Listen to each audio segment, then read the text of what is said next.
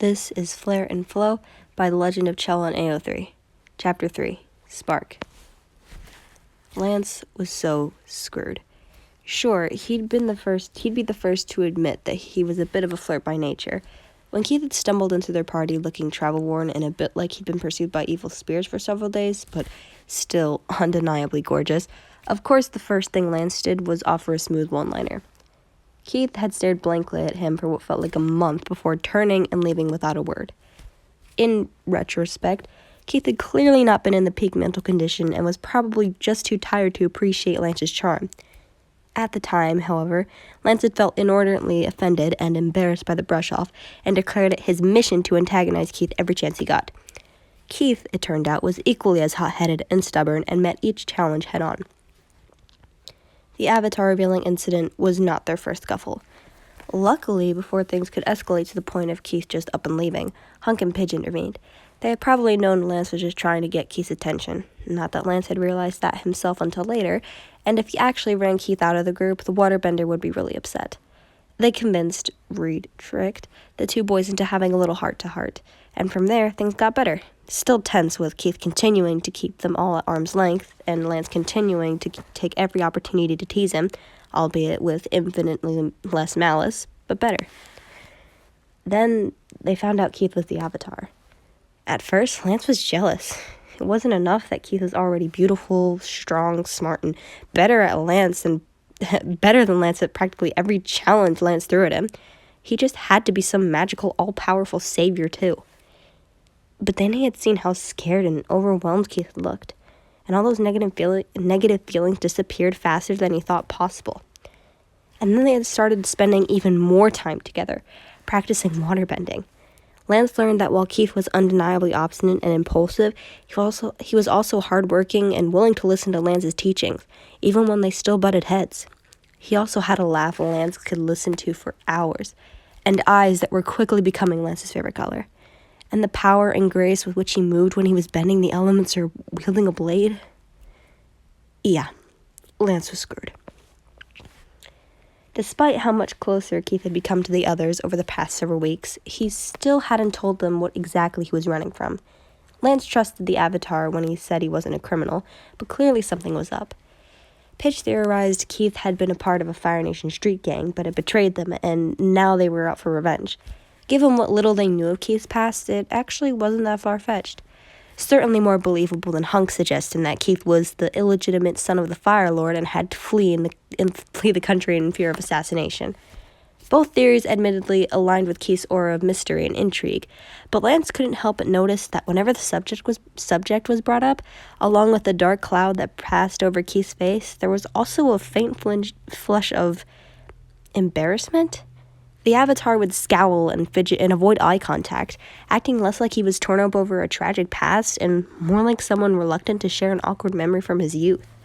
That small glimmer of insight made Lance want to know his secret even more, but he held himself back. Keith was still learning to trust them, and Lance didn't want to risk scaring him off. They would find out eventually. Eventually turned out to be today, and not because Keith had suddenly decided they were all best friends.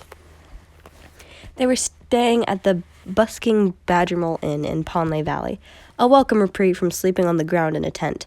Their arrival just happened to coincide with the city's annual spring festival, and Lance was eager to explore the area. Ponley Valley wasn't a huge metropolis by any stretch of the imagination, but it was still pretty big and bustling with life. Keith was reluctant to go out at first, saying he'd rather just stay in their room at the inn, but Lance managed to convince him otherwise, citing they'd need as many hands as possible to help restock supplies. No one said anything about the dark cloak Keith threw on, hood hiding most of his face from view. As they strolled through the open market plaza, Keith's eyes were in constant movement, and Lance would bet money that he had a firm grip on his knife under that cloak.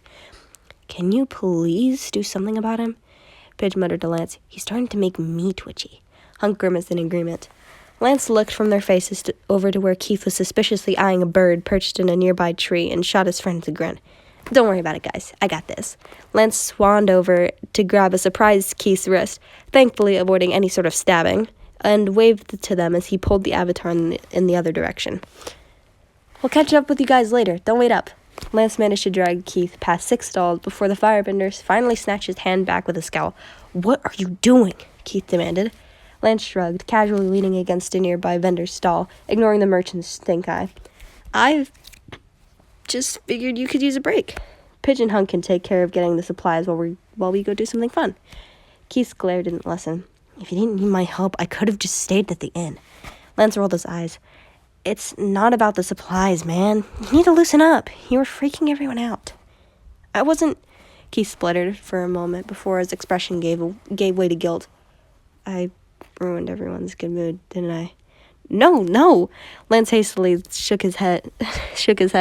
"It's just that we thought it might be good for you to focus on something else. Get out of your own head, you know?" Keith tilted his head curiously. It was unfairly cute. "Like what?" Lance rubbed the back of his neck. He hadn't really thought that far ahead. "We could, just walk around, maybe grab something to eat. I hear the steamed buns here are amazing." Keith's ever-expressive eyebrows came together in confusion. "How is that different than what we were doing before?" "Oh, well, you know..." Lance desperately grasped for the first thing that his mind could think of. "It'll be just the two of us." What has he done? Keith looked at him blankly, just as he had the first time they met. Lance braced himself for the worst.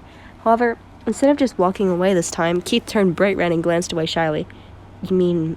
Keith looked around everywhere except Lance's face. "Like a date?" Lance dragged himself out of his own internal crisis through sheer force of will. "Yeah, a date. I mean, if you want." Lance trailed off, his own face burning. Keith finally looked up at him, and holy shit. The amount of emotion in those violet depths was unfathomable.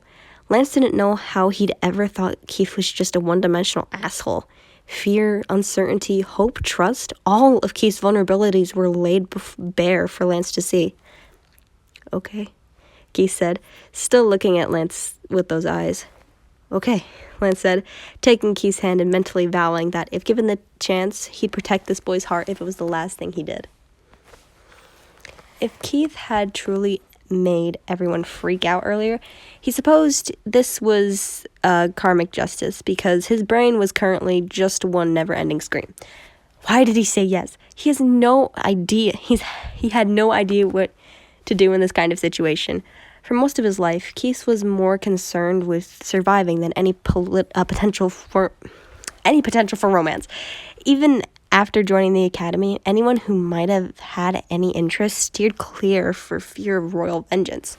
And he'd always turned down the one person who did pursue him, so it wasn't like he'd ever been on an actual date before.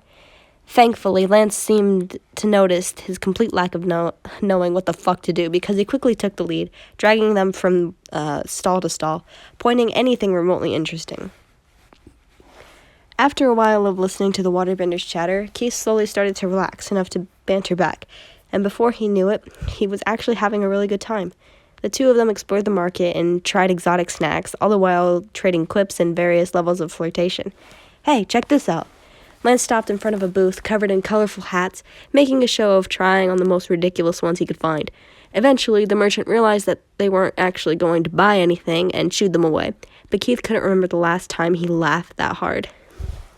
As they continued exploring the festival, Keith found himself drawn to a young woman's display. She sat cross-legged on the ground on top of a large blanket. Scattered in front of her were all sorts of hair accessories, from ornate pearl-encrusted pins to simple cloth ribbons. He gazed at the merchandise, a hand drifting up to brush the ends of his shoulder-length hair, almost subconsciously. One item in particular caught his eye, and he picked it up for closer inspection. It was fairly simple, just a small band made out of thin, braided silk ribbons. But the intertwining red, gold, and black gave him a sudden pang of homesickness.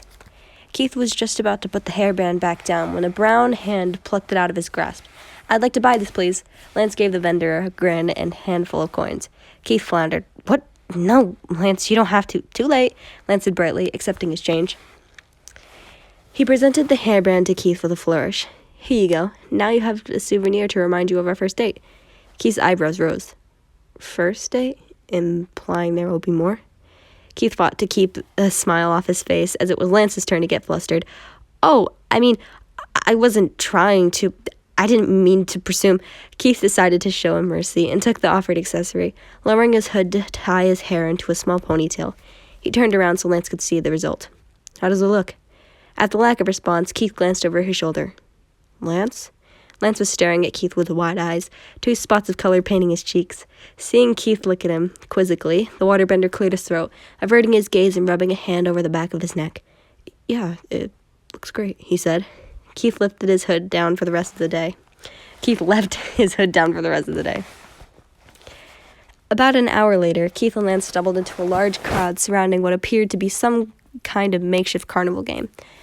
A portly, middle-aged man in bright orange clothes stood next to the contraption, resembling an oversized slingshot, loudly challenging anyone in the crowd to test their abilities.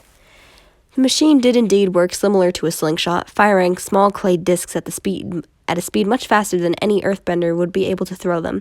The goal was to break all the targets before they touched the ground, using balls of fire, water, air, or earth. Among the handful of contestants they watched, only one person got close to getting all the discs.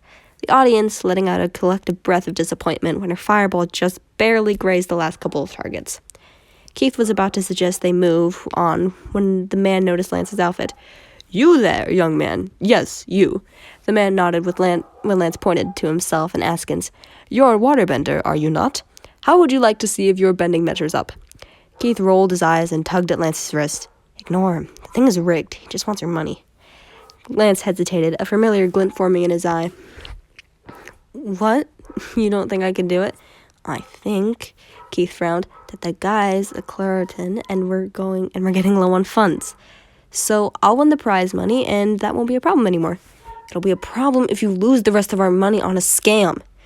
My good sir, I can assure you, the man interrupted, there is no scam, merely skill. But, that said, it takes a bender of the highest caliber to succeed. If you don't think your companion here is up to the task, Keith's eyes narrowed, glancing from the man's smug grin to the way Lance wilted a bit at the implication. He knew he was being manipulated, and none too subtly at that, but he also couldn't bear the thought of Lance believing Keith doubted his abilities even for a second. Don't miss, Keith ordered as he shoved a handful of coins into the man's outstretched hand. Lance's grin was blinding. He didn't miss. They celebrated Lance's victory with the famed steam buns the waterbender had mentioned earlier. As the sweet red bean filling burst across Keith's tongue, Lance tilted his head. Hey, do you hear that? Or what? Keith paused, chewing to try to listen. It was difficult to pick up over the crowd, but if he focused, he did start to hear what sounded like music. It's coming from over there. Lance grabbed Keith's free hand and quickly pulled him along. Keith had to scurry a bit to keep up with the waterbender's long stride and try not to think too much about how they were now holding hands. After a few minutes, they arrived at a large open area that probably served as a town square throughout the rest of the year. For the festival, it had been decorated with countless flowers, ribbons, and colorful flags. A handful of workers were setting up paper lanterns, no doubt in preparation for the setting sun. In the center of the square was a source of music. A small but lively band played as several people danced around them. Lance turned to Keith with a grin. No, Keith said before Lance even had a chance to ask. Oh, come on, Keith, Lance pleaded. It'll be fun. I don't dance, no matter what Cheryl said. Lance must have been on a similar wavelength. It's just like bending or doing your fancy knife moves. He wielded. You do great at it. Keith polished off his bun and crossed his arms. They're not the same. I know the choreography for those. I've never seen this dance before in my life. Lance shrugged. Me neither. It must be an Earth Kingdom dance, or maybe even a local to Ponley Valley. But I'm sure we can figure it out. Keith eyed the other couples dubiously. I don't know. Please, Keith. Lance held out his hand. For me? Keith glanced between the hand and Lance's hopeful expression before letting out a sigh. He placed his hand into Lance's. It was undeniably awkward at first, neither of them knew the steps, and Keith's movements were far too stilled, keeping his eyes downward so he didn't accidentally trod on Lance's toes. Gentle fingertips grasped Keith's chin, tilting his face up to meet the other boy's sapphire eyes. Hey, it's okay. Lance smiled reassuringly. You don't have to be so tense, man. She's just dancing. Heat flooded to Keith's face. I told you I wasn't any good at this.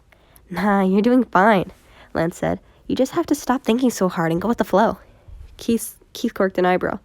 Is that your answer for everything? He teased. A warm feeling fluttered in his chest when Lance laughed. It's good advice, Lance defended with a grin. Keith smiled back, feeling some of his anxiety slip away. Yeah, he agreed. I guess it is. They danced for several songs, getting progressively more in sync with each other's rhythms. Lance grabbed Keith's hand and spun him out without warning, and Keith just followed his lead, caught in the ebb and flow that was Lance. He miscalculated a bit, spinning Keith back, and Keith bumped into him, almost tipping them both over. Instead of panicking or getting embarrassed, however, Keith just laughed, and Lance quickly followed suit. Once his laugh had died down to a soft chuckle, Keith noticed how close they were. Lance still had his arms wrapped around Keith's waist where he had grabbed him to keep them from falling.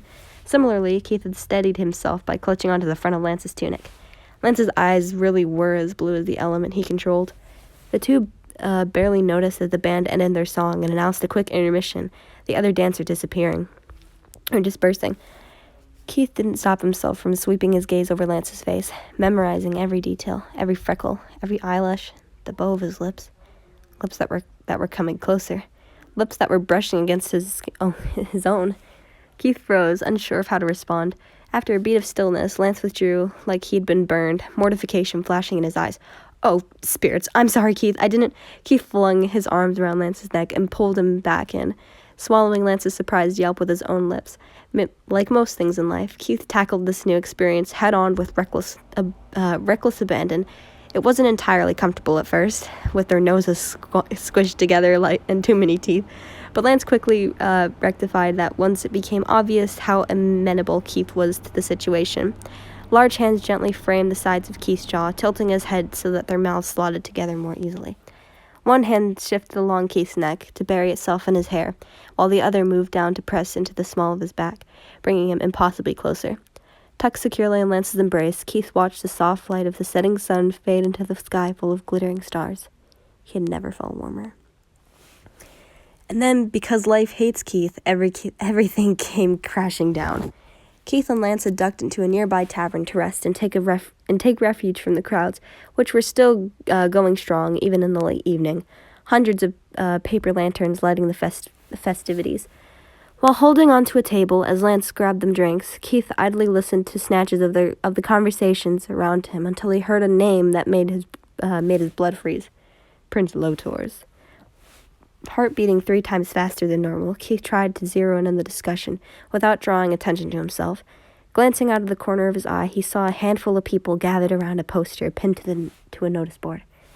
Think he ran away? A man with curly brown hair stroked his beard thoughtfully. His blonde companion shrugged. It's possible, but I heard rumors that Queen Sonda kidnapped him as an act of war. The first man scoffed. Please, the Earth Queen might hate Lotor, but she's all talk. Ever since the White Lion disappeared, she's been hauled up in her palace, paranoid that her lion is next. He eyed the poster speculatively. Whatever happened, that's a lot of money the prince is offering. Well, can't really blame him. The blond man offered a crooked grin. If I was Lotor, I'd want this pretty little thing back, too. As the men chortled, Keith tried to get a better look at the picture. Seeing it, he felt simultaneously relieved and annoyed. Though much lower quality for the purpose of mass distribution, he recognized the portrait and remembered when it was painted. It was shortly after the engagement was announced, and Keith had been forced into lavish robes, fine jewelry, and about a pound of makeup. Compared to how he looked now, the portrait didn't actually resemble him at all that well, especially with his current, much shorter hair. Lance had once sneered back before they were friends that Keith's hair looked like someone had hacked it off with a sword in the dark. Keith had actually used his knife. Speaking of Lance, what you looking at? Keith whipped around to find Lance holding 2 mugs of ale, using his superior height to peer at the poster. What should Keith do? Try to play it off? The picture didn't look like that. The picture didn't look that much like him at glance, but the similarities were there if he looked hard enough, or if they spent a lot of time admiring Keith's face. Lance's eyebrows rose as he examined the poster. He gave a small chuckle. Hey, that kind of looks like I have to go, Keith blurted too loudly, startling Lance, who spilled some of the ale. Keith didn't notice, though, as he was already hightailing it out of the tavern. Ignoring Lance's confused call of, "Keith?" Keith burst out of the front door and ran into the crowded streets.